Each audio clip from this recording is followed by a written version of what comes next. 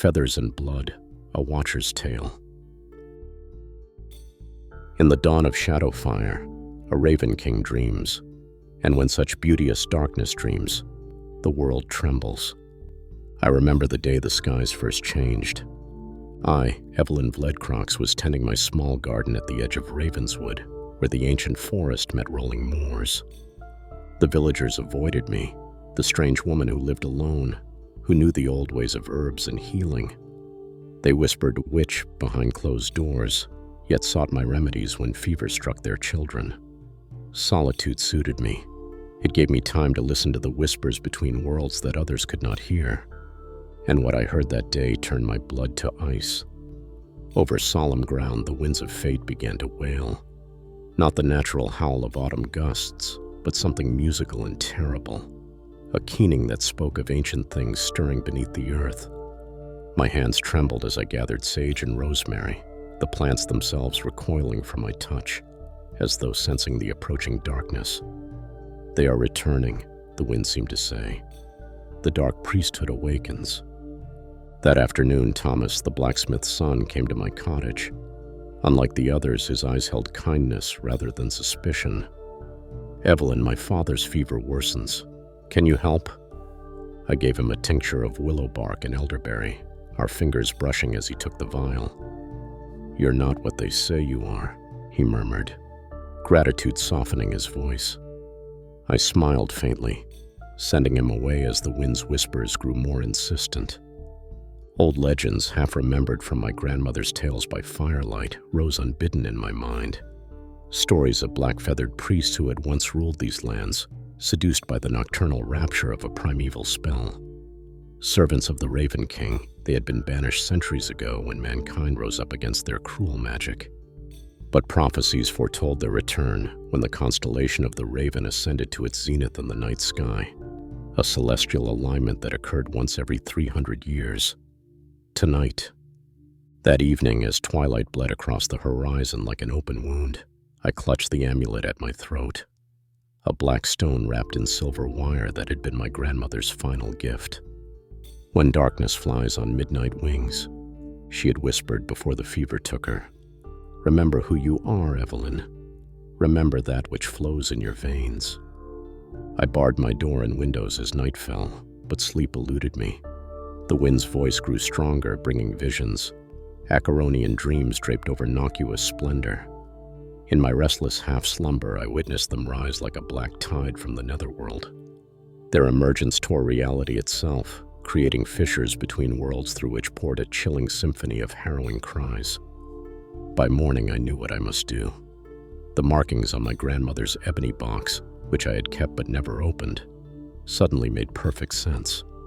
With trembling fingers, I traced the intricate patterns of corvids in flight, forming a perfect circle that seemed to move when viewed from the corner of one's eye.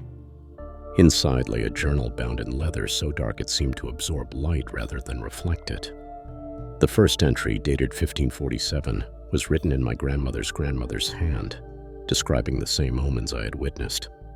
The last was my grandmother's, unfinished, ending mid-sentence as though she had been interrupted, or worse. We had always been more than simple herbalists. We were sentinels at the edge of oblivion. I read frantically as the day passed, learning of the ancient war between humanity and the dark priesthood, how the priests had once been mortals themselves, corrupted by the whispers of the Raven King, a being older than time who existed between worlds. They had sacrificed their humanity for power, replacing flesh with feather and bone, becoming creatures of twilight and shadow. And now the king dreamed once more, his dreams leaking into our world like poison, calling his servants back from their deep exile. 3 days passed. The village grew quiet, too quiet. When I finally ventured into town, the streets stood empty. Windows were shuttered, doors ajar. In the town square, black feathers littered the cobblestones like fallen snow. A child's doll lay abandoned by the well, its glass eyes reflecting the unnaturally violet hue that now tainted the sky. "Evelyn!"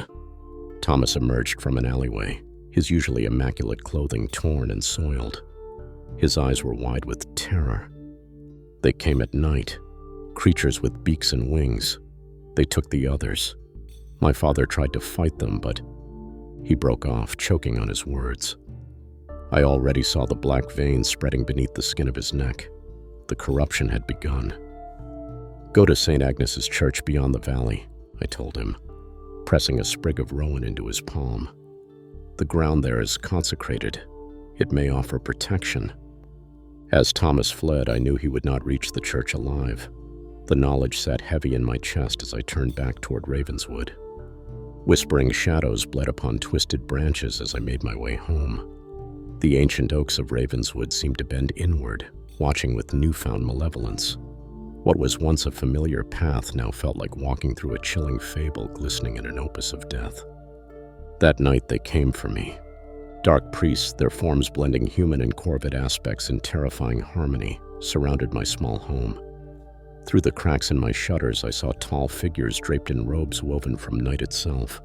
Where faces should be, they had only smooth obsidian masks with protruding beaks. Their movements were unnatural, bones bending at impossible angles. They chanted ancient words in a language that made my ears bleed. I knew they sensed me, the last watcher, the keeper of forgotten knowledge. But my grandmother had prepared for this moment.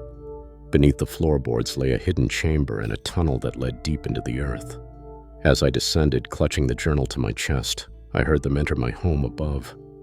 Their talons scraped against wood as they searched, their frustration manifesting as a low harmonic drone that made the stones around me vibrate. The tunnel opened into caverns beneath Ravenswood. Ancient symbols covered the walls, wards of protection carved by forgotten hands. Here I continued reading, learning the truth about my lineage. The Vledcrox women had been guardians since the first battle against the Dark Priesthood. My own mother, who I had been told died in childbirth, had actually perished defending against an earlier stirring of the darkness. The journal contained a sketch of her, eyes fierce and determined, holding a blade inscribed with symbols matching those on the cavern walls. Above, through small air shafts, I could hear what transpired. Winged priests swarmed down like black rain, their shadows alone enough to drive men to madness. Humanity staggered in a haze of esoteric requiem, unable to comprehend the supernatural plague descending upon them. Days blended into nights as I studied the ancient texts, searching for salvation.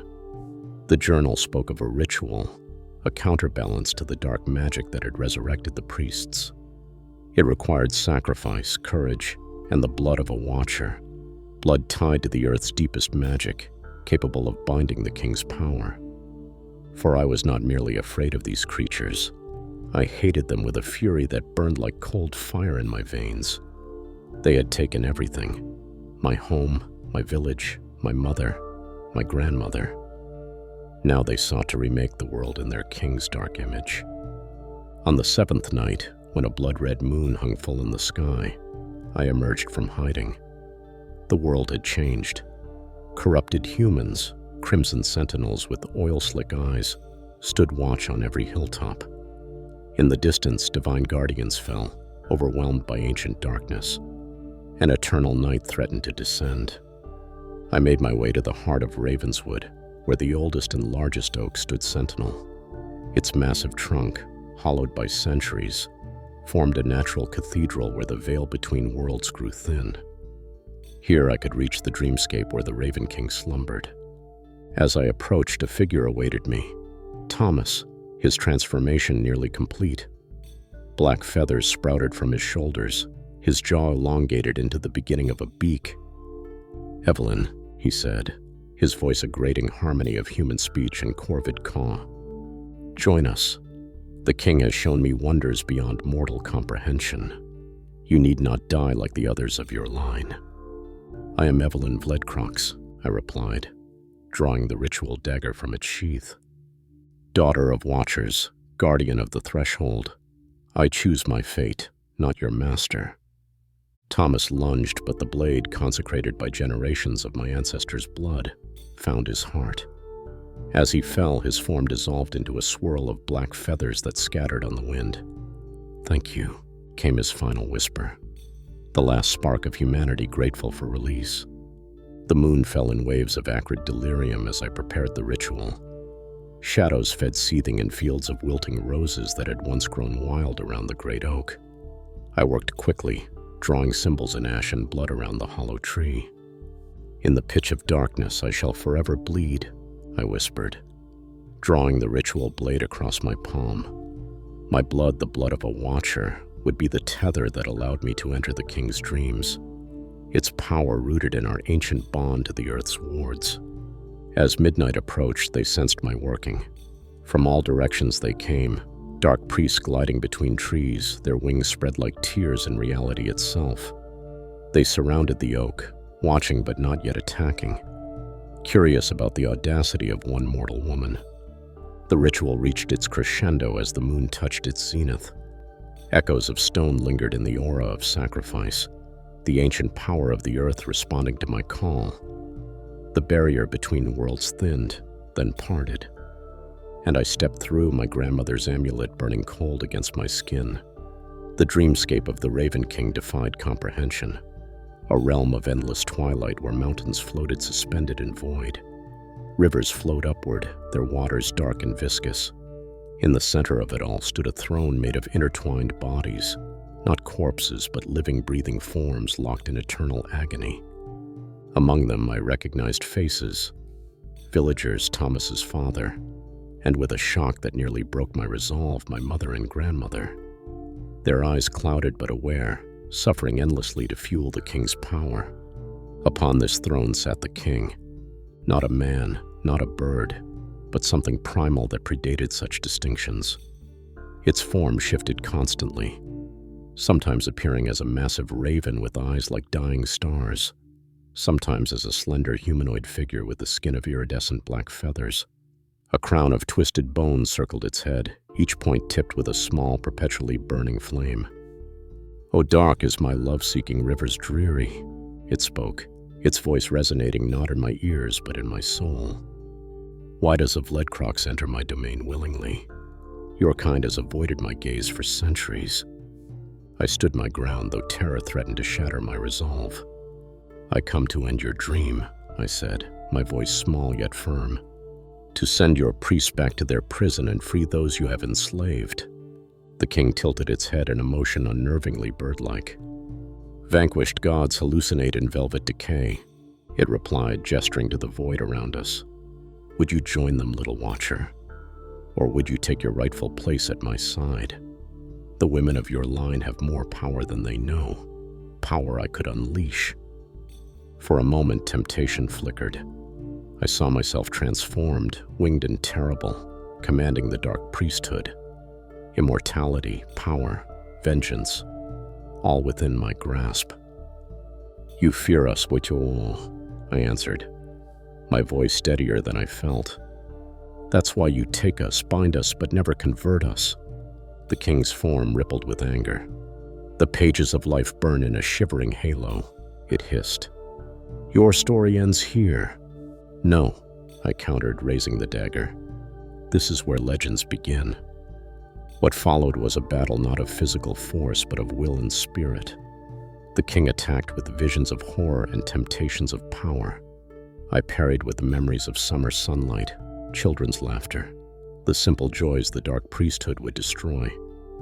Hours or eternities passed, the dreamscape warped around us, mountains crumbling, rivers boiling away. The throne of tortured souls cried out in a chorus of agony and hope. In the end, it came down to sacrifice. The ritual required completion, a life freely given to bind the darkness once more. My life offered without reservation, creating a chain that would drag the king back into deeper slumber and its priests into oblivion. As I plunged the dagger into my own heart, the king screamed, a sound that rippled across realities. The dreamscape shattered like black glass. The last thing I saw was the king shrinking, compressing, falling back into abyssal sleep. Around me, the souls trapped in its throne began to dissolve, finding release. My mother's eyes met mine, gratitude and pride shining through centuries of pain before she faded into peaceful light. Yet death did not claim me as expected. I awoke beneath the great oak, the morning sun filtering through leaves that were green once more. Around me lay the bodies of the dark priests, their forms reverting to simple feathers and dust. The air smelled clean, purified. Where my blood had pooled during the ritual, a single black flower now grew, its petals absorbing rather than reflecting light. I plucked it carefully and pressed it between the pages of my grandmother's journal, adding my own entry to its ancient chronicles. The village slowly recovered, though few remembered what had actually occurred. A strange illness, they said. Mass hallucinations from tainted water. They rebuilt, replanted, and resumed their lives. But I remember, and I watched the skies at dawn listening to the wind. For the Raven King does not die. He merely dreams different dreams. And in those dreams, clad in legend, his immortal wings of prey wait for another cycle, another chance. I am changed too. The ritual left its mark. Feathers sometimes appear in my hair overnight, and my shadow does not always move as I do. I have taken an apprentice, a young girl who hears whispers in the wind that others cannot.